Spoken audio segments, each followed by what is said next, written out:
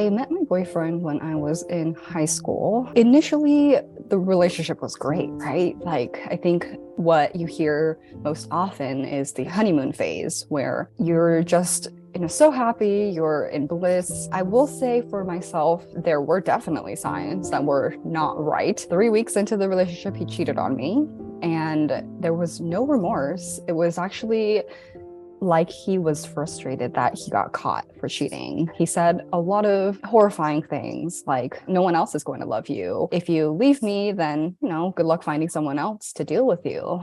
And that's definitely not the kinds of comments you expect someone to say when they cheat on you, especially so early into a relationship. I don't know why I continued on in the relationship, but I think I was just so swept up by the honeymoon phase. We did fight weekly. Soon enough, the compliments that made me fall in love with him turned into passive aggressive insults. There were many violent bursts of anger. There was a lot of intimidation going on. I really like to emphasize that this was my first relationship. I had really no idea that this was kind of wrong. I thought that this was completely normal. I think it's harder to recognize in teenage relationships because often it's the first relationship and you really haven't set the boundaries at that age. You don't know what to expect. You don't know really what a healthy relationship would look like. So it's really hard to set your boundaries and to not let things slide. There's so many red flags, and I always recommend that people do a quick search on the internet. But a couple that I can think of is excessive jealousy, where they start forcing you to cut off friendships, relationships. They begin to isolate you. Another red flag is criticism, a lot of put downs where they start to wear down your self-esteem. And also this feeling of walking on eggshells that a lot of survivors talk about, where they're constantly cautious of what they say. They're afraid, they don't want to say something that might set off the abuser. Silent treatment, ghosting as the young people call it these days. Threatening suicide is a big one that we see. If you leave me, I'll kill myself, I couldn't live without you. And all of that is just to maintain that control in relationships. A lot of control around money, finances, physical abuse. Online threats to post intimate photographs, post personal information. There is not much we can do to stop someone from posting the pictures online. Posting the pictures online is illegal, but the threat to post them is also now illegal. So if someone's threatening you saying, I will post these pictures, or if you have genuine fear that they're going to post the pictures, contact the police and talk and report it, because there is stuff that can be put into place by the police to protect. It started a lot with emotional and verbal abuse. I would always tell myself, the emotional and the verbal abuse isn't that bad. But if it ever were to become physical, then I would, of course, leave, right? One day it did become physical. And yet I stayed with him for another 1.5 years. I think the thing about abuse and being with an abuser is that it sounds so illogical to some people who have never been in an abusive relationship. But the thing I really want to emphasize to folks is that an abuser is just so good at changing your logic to the point where something like physical violence becomes so normal and something you just accept, especially with all the verbal and emotional abuse that they're putting you through, telling you, you're worthless, telling you no one else is going to love you, belittling you, disparaging you. Then when it becomes physical, well, you don't have a lot of self-empowerment, self-respect to then leave the relationship. Why do people stay? It's a good question, and we always say it's the wrong question, because what we're doing right there is we're putting the onus on the person that's staying, we're putting the onus on the victim. Perhaps what we should be asking is what might be their safest option. What's the alternative to this relationship? What would be their way out? How could they get out? And quite often their safest option is to stay. Rather than kind of picking on the victim, we might be asking a different question, which is, why is the controller or the abuser behaving that way? And maybe thinking about putting some accountability on them to change their behaviour rather than the victim to do all the work. There were a lot of things and questions that my sister said. For example, why don't you just leave him? Was a big one. Like, I don't understand why you have no self-worth. She would say, do you not respect yourself enough to leave him? But I think what was missing from that conversation was that he had been really depleting any sense of self-worth and self-love for 3 years. And if you're hearing disparaging comments about yourself every single day for 3 years, absolutely it's going to be hard to, garner enough of that and feel empowered to leave. The best way to support somebody is to go at their pace, ask if they're okay, ask how they're doing, ask how they're feeling. Why have they stopped doing certain things? Why have they changed the behaviour? Is that their choice, or are they doing it to please somebody else? If you're going to support somebody, especially if it's somebody who's close to you, it can be really emotive and really difficult to do. So think about the support services that you can pull in. If you get some advice for yourself and some support for you to help someone else, that can be really useful. There's a solution-focused question that we've used for a long time, and it just asks you this question. If you woke up tomorrow morning and everything in your world was good, then what would have changed? And if you ask people that, it really gets them to think about, what is good in my life? What do I need to change? What might need to go? So it's a dead simple question, but it can be used in any format, and we love it for those abusive relationships as well.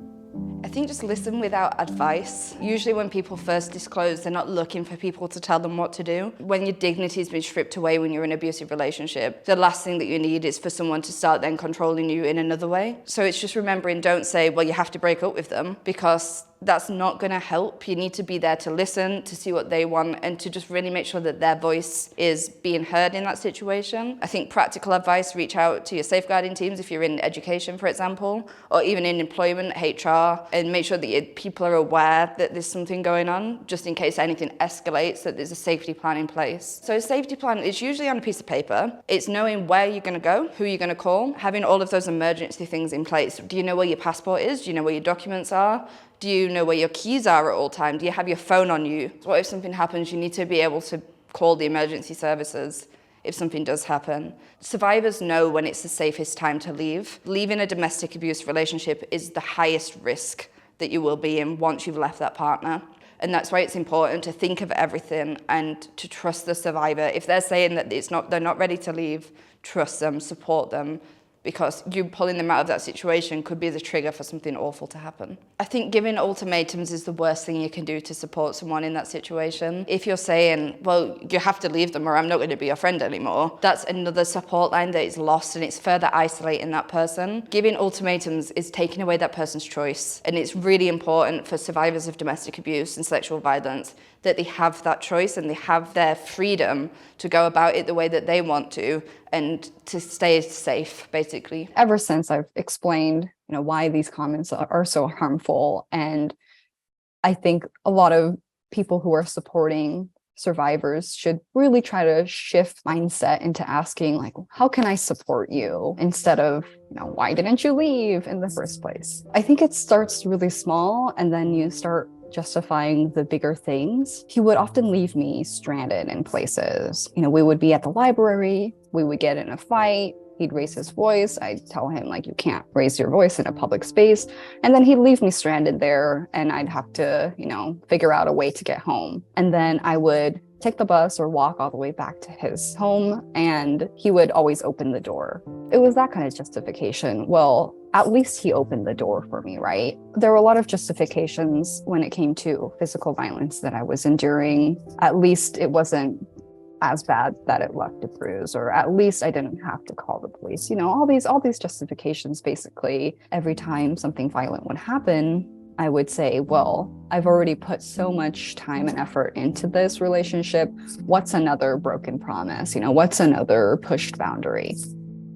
I think offenders offend because it's the lowest common denominator. It's the easiest way is to control somebody in a relationship rather than to work towards making that relationship equal. An equal and loving relationship takes a lot of hard work. They do it because they can. They do it because we've had a society of years gone by that said it's okay to do that. And just as we've said, we only ever ask people why they stay. We never ask people why they do it. It was around 2 years into the relationship, I started seeing a therapist. The therapist sat me down. She asked me the standard clinical questions. After a while, she looked at me and for the first time, I heard the words, "Your boyfriend is abusive." I had always known deep inside that this was not right. To have someone else observe my comments, observe my answers, and say, "Hey, this is not right. Your boyfriend is abusive," was life-changing for me. That's when I felt like I could start identifying these behaviors as abusive and start to label him as an abusive person. If somebody's experienced a prisoner of war camp, it's an awful situation to be in, and they really need time to recover, and they really need a lot of support and dignified support at that. For abused women, they've been through a very similar psychological process, but we don't treat them the same way. So the abuser who may be watching this, what advice would you give to them? Take accountability is the number one. Recognise what you're doing is wrong and make sure that you're listening to the survivor's voice, because what they're saying is the most important thing you can listen to right now. There are specific perpetrator programs. We have one at Stay Put called Maze that you can sign up for, and it will teach you about healthy relationships and how to change behaviours. A lot of it is just not saying, "Oh, I have anger management issues," because domestic abuse is not the result of anger management. There are so many perpetrator programs out there where you can get advice from people that aren't there to judge you or to tell you off or to ring the police. Just make sure that the survivor is who you're centering and who you're listening to. You've got to admit it to yourself that you're doing these harmful behaviours and you want to change. So change has to come from within. I had to consider what were my next steps, basically. I visited him in college as a surprise trip, and that's when I found out he cheated on me again. And I had asked him, what is it about her, the woman that he cheated on me with, that, made you do that? Because I wanted to try and understand. And the thing he said, I will always remember to the day I die. He told me, "She makes me happy." And that was just so heartbreaking for me. I was just so saddened after hearing that, because I had done everything in my power to make him happy. I had broken countless promises to myself. I had crossed multiple boundaries. But I think at a certain point, I had to really consider, is the 3 years I've been with him enough for me to then leave and live the rest of my life? And can I endure this abuse for years and years and years, decades even, if I wanted to continue being with him? If somebody recognises that they're in an abusive relationship, you need to tell somebody first. Somebody that you trust, somebody that's going to help you either access support, somebody you can offload to about what's happening and just reflect back and say, yeah, that is abusive. Once you've spoken to somebody about what's happened or what you feel is happening to you, then help can be put in place as soon as possible. A lot of media shows that a survivor leaves after some huge altercation. The more common pattern that I see is that they just get tired and they leave, and that's it. Every morning he would text me, wake up, and the disparaging comments would start. And I thought to myself, is this really the way I want to live the rest of my life? We were texting and he says, "I want to break up." And I was like, oh, okay, well, and he had been saying that for a while, but he never really had the courage to do it. And it was really just a manipulation tactic for me to be like, "No, please don't leave," etc. And I told myself, Angela, you have broken so many promises to yourself. You have crossed over so many boundaries for this person. And he's telling you right now that he doesn't want to be with you anymore, that some other woman makes him happier than you have ever made him. So I told myself, I'm going to say, "Are you sure? Are you sure you want to leave me?" And if he says yes, then that's it. Out of all the promises you've broken, please at least keep this one, keep this last promise. So I asked him, "Do you want to leave?" And he said yes. And that was it for me. I ignored all of his thousands of calls and thousands of text messages, his attempts to see me and all of that. And I never spoke to him again. But looking back now, as an older person, I realized that there's over 7 billion people in the world, right? And just give yourself that chance to be loved properly, to be loved fully, and to be loved with the respect that you deserved. It doesn't have to end with this person. You don't need to get married to this person. You don't need to think about forever with this person, and that there's always, always going to be someone out there who is going to want to love you in a way that you've always wanted to be loved. There's a really great US-based website called Love is Respect, and it focuses solely on teenage dating violence. I've built a lot of curriculum for, presentations and trainings on recognizing red and green flags, building healthy relationships. And I've gotten a lot of my material from Love is Respect. They have a lot of really great resources for specifically preteens and teenagers. So I really recommend that you check that out. Love is Respect. Trust your gut instinct. If you feel that it's wrong, it probably is wrong. And please ask for support, because if people don't know about what's happening, then they can't help you. It's important that you believe yourself. If something doesn't feel right, then it's not right, usually. And reach out. There's places like Stay In Put that will be able to talk to you, or give informal advice, or even training if that's what you're requiring.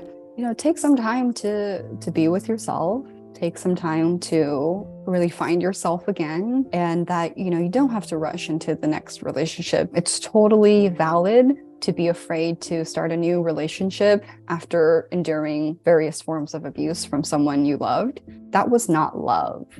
I'm sure it felt like love, 100%, but that was not love, because you don't abuse people that you love. There's a whole world of support open for you when you're ready, personal circles, professional circles, outside agencies, social media platforms. When and if you do feel ready for a relationship, just know that there will be people who will respect you and love you exactly as you are. And even if you're not ready for a year, 3 years, 10 years, that's totally fine. Healing looks very different for people. When and if you are ready, just know that not everyone is evil. Know that not everyone is out there to hurt you and harm you and abuse you.